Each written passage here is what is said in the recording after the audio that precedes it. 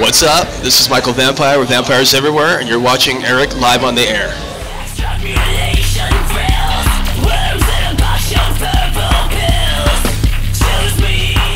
Did you even have to buy a Halloween costume? Not really, no. No. I mean, I guess my Halloween costume would be, I guess, the social norm. Dressing normal? Yeah. Pair of khakis. That would be a little bit different for you, that's for sure. I'd look very awkward in that, for sure. Yeah, I can't even imagine. No, I can't imagine either. I'm trying to imagine. Yeah. No, it wouldn't work. Maybe, elementary school, I was shoved into that, but, It's alright. Yeah. Well, the name came from the comic book in the 1987 film, The Lost Boys. A lot of people don't know that. They associate us with, the sparkly type shit. And No, I never would sparkly. I would never think sparkly. Well, good. Because you were quite the opposite of sparkly. Well, thank you. If I saw you coming in a dark alley, I'd run. Well, good. That's pleasurable that I'm doing my job right. I would jet. Don't worry. Okay. Yeah, that's where it came from. The look is something that we've been developing since the band started. It keeps going, and we try to do something a little shocking, something that we feel comfortable in, more or less.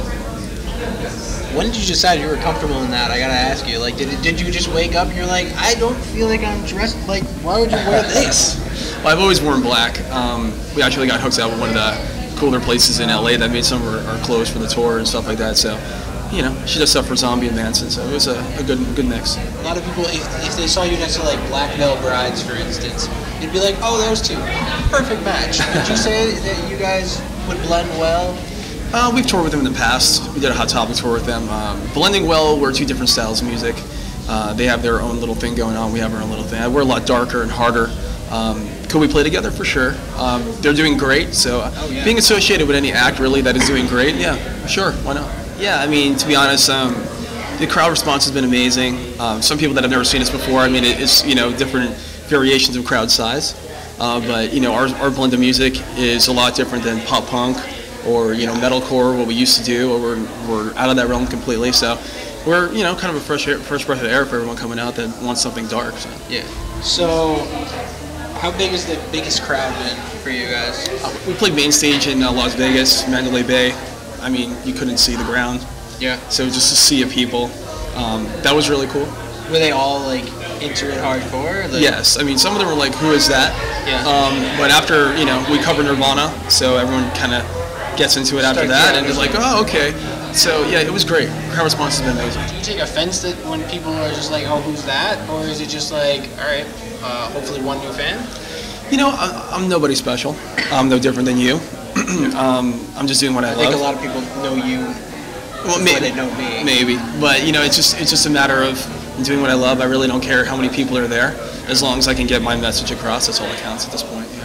What would you say your message is if somebody asked you?